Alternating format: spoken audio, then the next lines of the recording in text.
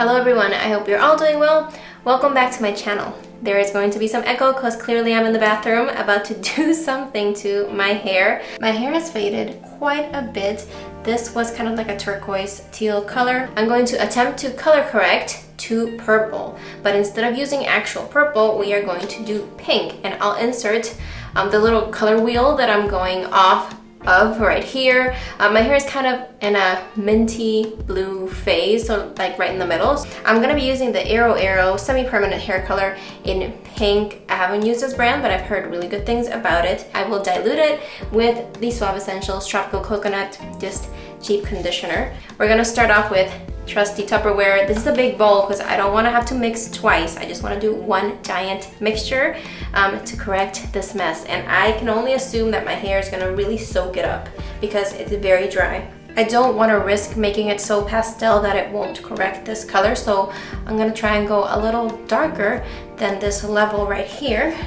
Okay, so this is what it's looking like. I know it looks very neon on camera, but we'll see. Gloves are on, have a little rag just in case things get messy, and we're just gonna jump right in.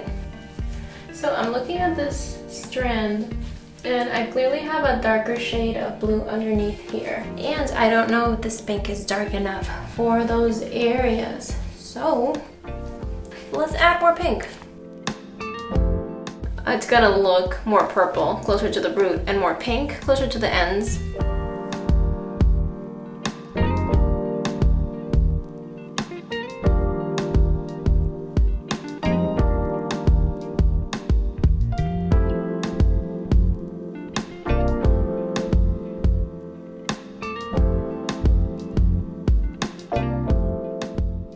Alright, so this is what my hair is looking like right now. So I think we're halfway there. It turned out more pink than I imagined. I thought it was going to turn out more purple, but I guess the color underneath was very minty, very light.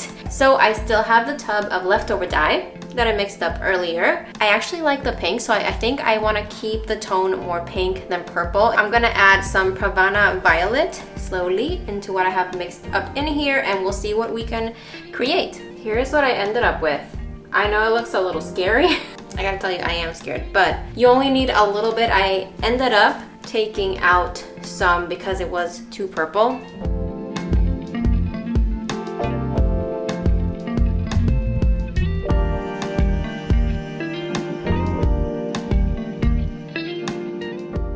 So here are my final results. I'm so excited for this shade. I really wanted to try pink again, but make it cool tone, because pure pink is warm tone and it doesn't go well with my skin.